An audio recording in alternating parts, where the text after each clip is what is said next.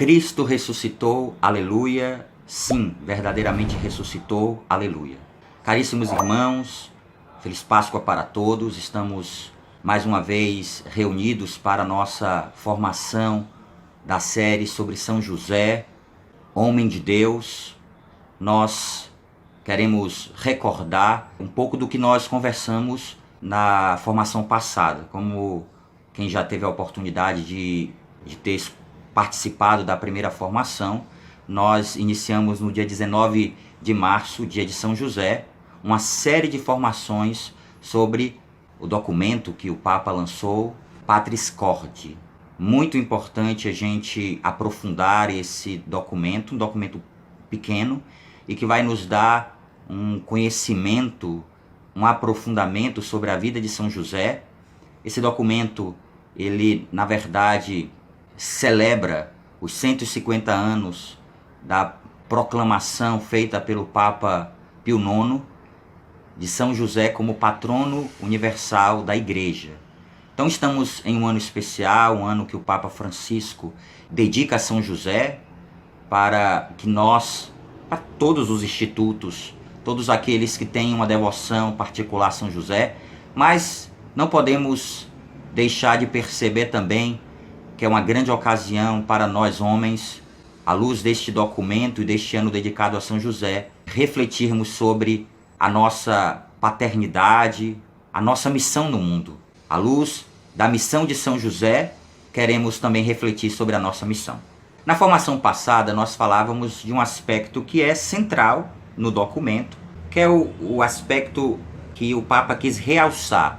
E ele realça esse aspecto a partir de diversos outros temas que estão em contato com ele. Nós falávamos sobre a paternidade, nós refletimos sobre a importância da paternidade. Nós sabemos muito bem que a paternidade é um processo na vida do homem, um pouco diferente da maternidade. A maternidade, ela é constitutiva da mulher. Quando digo isso, quero aqui partir do pressuposto que a mulher já traz dentro de si, de modo constitutivo, a maternidade. Ela gera. Deus colocou na mulher essa graça de poder ter dentro de si a maternidade. É um processo de compreensão, os desafios são vividos de modo concreto na vida, e o processo de amadurecimento da maternidade acontece na vida, porém, a mulher, ela foi constituída, está no mais íntimo do ser da mulher, a maternidade. Até mesmo aquelas que não são mães biológicas, elas trazem dentro de si essa maternidade, expressam de modo muito concreto essa maternidade na relação com as pessoas. Mas é um pouco diferente na vida do homem. Na vida do homem, esse processo de paternidade acontece de modo vivencial. É muito interessante que o homem vai aprendendo a ser pai, vai assimilando a paternidade. Então nós conversávamos um pouco sobre isso na formação passada. Nós vamos deixar aqui embaixo o link para você poder acessar a primeira formação. Depois nós vamos criar uma playlist sobre esse conteúdo, todo esse conteúdo que nós iremos fazer mensalmente, essa série sobre São José. Hoje nós vamos falar sobre um aspecto importantíssimo, que é o aspecto da ternura. O pai precisa viver a ternura, é próprio do pai a ternura. Quando nós escutamos esse conceito ternura, claro que de imediato nós vamos associá-lo não ao pai. É como se fosse uma característica feminina, a ternura. Na mulher a gente vê essa característica se expressando de modo muito concreto. No feminino isso é muito concreto, a ternura. A ternura que a gente encontra na mulher, que de certa forma nos humaniza como homens. Inclusive a gente consegue perceber muito bem isso quando a gente reflete nos documentos que o Papa São João Paulo II ele tratou sobre o papel da mulher no mundo. Então a mulher tem muito forte a ternura, e essa ternura ela humaniza o mundo. Mas o Papa quer destacar a ternura do pai. E a ternura do pai que José aprende como um homem de fé, um homem que escutava os ensinamentos da lei, um homem que compreendia os ensinamentos da lei e tentava assimilar para a sua vida, adotar para a sua vida aquilo que era próprio de Deus Pai. Inclusive existe um livro chamado O Evangelho da Ternura. Depois eu vou procurar também esse livro e colocar aqui a descrição para que você possa ter acesso a essa grande riqueza sobre a ternura de Deus Pai. O texto da Patris Corde diz assim: dia após dia, José via Jesus crescer em sabedoria, em estatura e em graça, diante de Deus e dos homens. Na formação passada eu falava da importância que teve São José para que Jesus também crescesse em sabedoria, em estatura e em graça. As Sagradas Escrituras mencionam esse crescimento muito à luz da relação de Jesus com o Pai. Jesus crescia em sabedoria, em estatura e em graça. Mas não podemos também deixar de identificar que o processo de amadurecimento humano acontece a partir dessa participação, dessa referência masculina na nossa vida como homens. Então não tenhamos dúvida que Jesus também aprendeu a partir de José, a partir das características que ele encontrava no seu pai José, no seu pai legal, naquele que recebeu a missão do Pai dos céus de educá-lo. Jesus aprendeu com José, e a sua sabedoria, o seu crescimento e a sua abertura. Claro, já existia essa profunda sinergia do coração de Jesus com o coração do Pai dos céus, mas o papel educativo de José, o papel importantíssimo de José nesse crescimento e no amadurecimento de Jesus. Então, Jesus crescia e o papel de José nesse processo de crescimento, de amadurecimento. Como o Senhor fez com Israel, assim ele ensinou Jesus a andar, segurando-o pela mão. Era para ele como o pai que levanta o filho contra o seu rosto. Inclinava-se para ele a fim de lhe dar de comer. Essa passagem de Oséias 11, 3, 4 é uma grande referência da relação de José com Jesus. A gente pode aqui intuir como a palavra de Deus foi, de certa forma, dando a José essa maturidade no exercício da paternidade. Então, do próprio Deus, do próprio Pai dos céus, José aprendia o modo de educar e de formar o Filho de Deus, que estava confiado a ele, que estava confiado a sua vida como uma missão confiada pelo Pai dos céus. Jesus viu a ternura de Deus em José. Que beleza essas palavras do Papa. Jesus viu a ternura de Deus em José.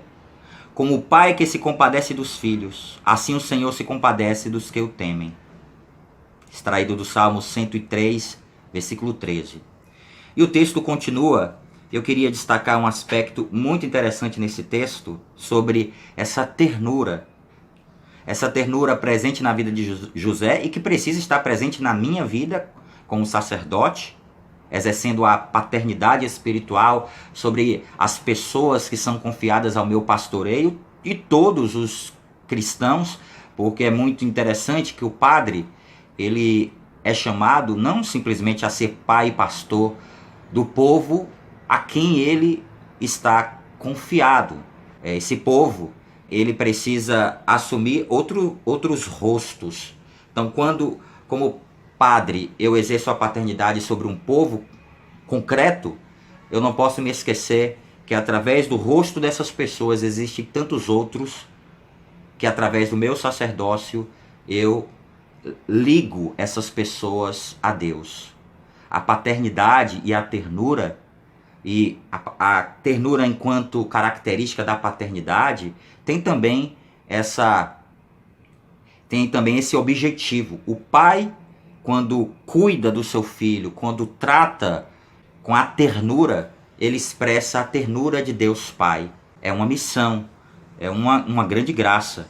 E eu queria trazer um aspecto interessante aqui da ternura, que talvez a gente, por diversas dificuldades que a gente, talvez como pais, quando éramos filhos, não experimentamos de uma ternura.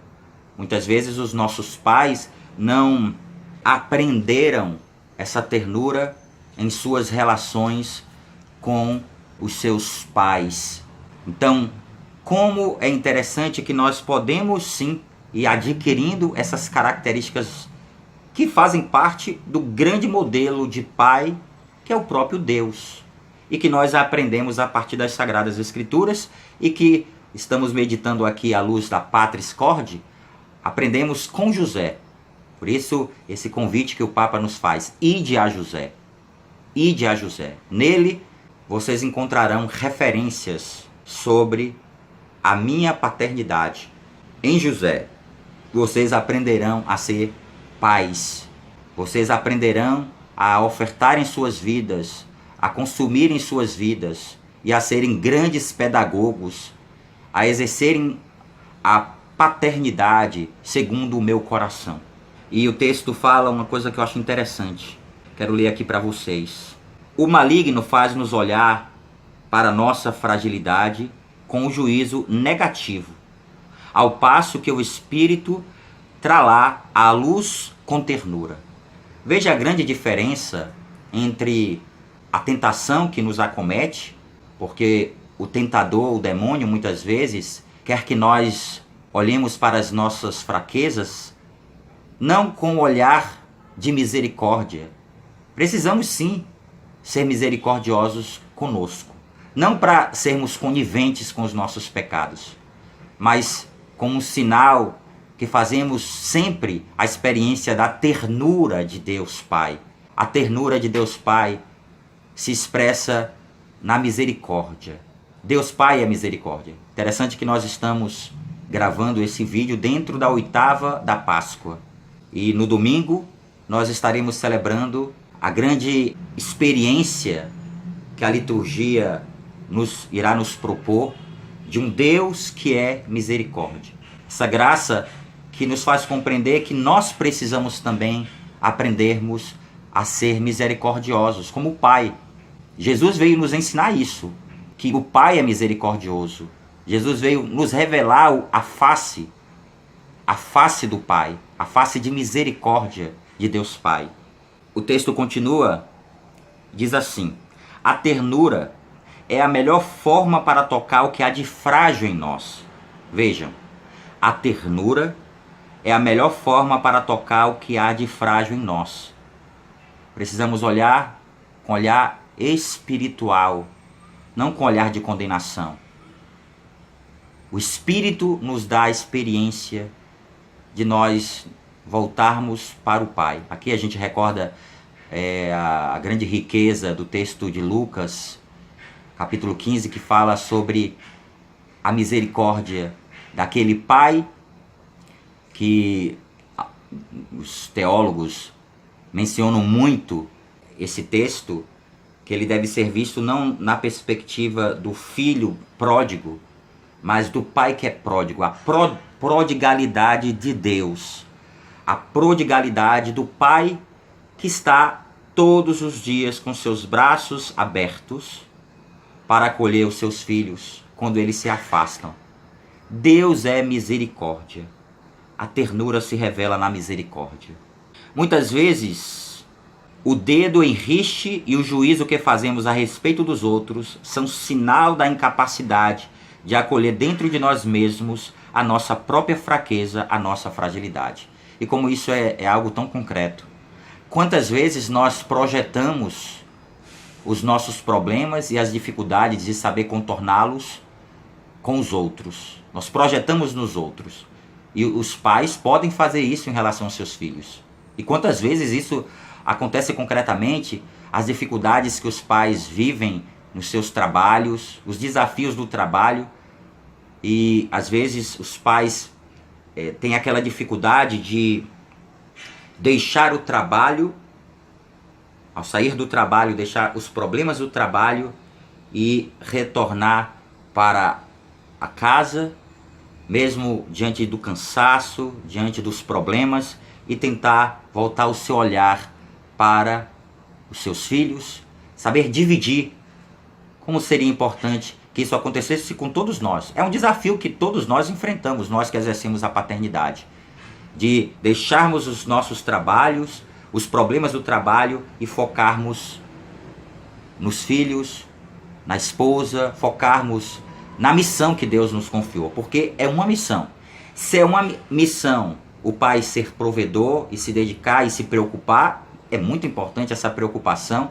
E os pais estão passando por momentos muito difíceis, porque tocam de modo muito concreto no desafio de poder dar o sustento às suas famílias diante dessa pandemia, tanto sofrimento que a gente tem vivenciado e muitos testemunham, mas como é importante os filhos receberem, porque tudo isso que os filhos apreendem da relação com seu pai, eles exercerão nas suas relações com seus filhos.